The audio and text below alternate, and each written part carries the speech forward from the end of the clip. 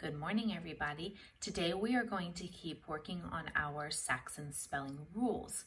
Today we have our final CH sound spelling rule.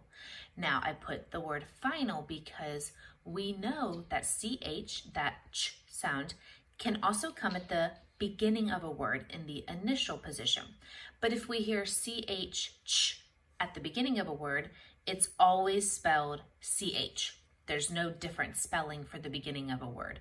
Chip, check, cheese, they're all spelled with the CH. However, if we hear that ch sound on the end of a word, it could be two different patterns. So that's why we have the final ch spelling rule, so we know which one to use, because again, just like the final k sounds, it could be two different patterns. Just like the final k sound could be four different patterns. So we have to have a rule to figure out which pattern it's going to be, since they both sound exactly the same. So the first part of the rule says, if the word ends in a ch sound, after a short vowel, it's going to be spelled with the TCH pattern. The second part of the rule says, if the ch sound is after anything else, it might be a diphthong, it might be a vowel digraph, it might be a consonant, it's going to be the CH digraph pattern. So I have a couple examples here. On TCH, I have patch, crutch, and fetch. And in each of those words, you'll notice I coded the vowel right before the ch sound. And right before I hear that ch sound, there's always a short vowel. Patch has a short A. Crutch has a short U. And fetch has a short E sound. So those will all end in the TCH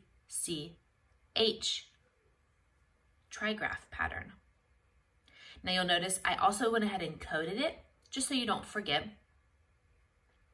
It's underlined, like all trigraphs are, and then I cross out the T because we can't hear the T, he's just there to help.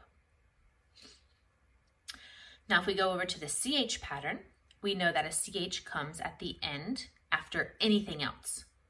So I have three examples: pouch, pooch, and lunch. You'll notice in pouch, what comes right before the ch sound? That's right, that ow diphthong. So since it's not a short vowel, it's a diphthong, it's going to be the CH pattern. What comes right before the ch sound in pooch? That's right, the OO vowel digraph, that oo sound. So since it's not a short vowel, it ends in a CH pattern. And what comes right before the ch sound in lunch? That's right, a consonant. N is a consonant. So it's going to be the CH pattern for ch on the end.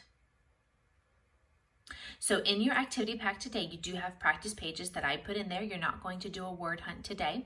So I want you to go add the endings to the words in your practice pages and think about whether the word will have a TCH pattern after a short vowel, or a CH pattern after anything else, diphthongs, vowel digraphs, or consonants.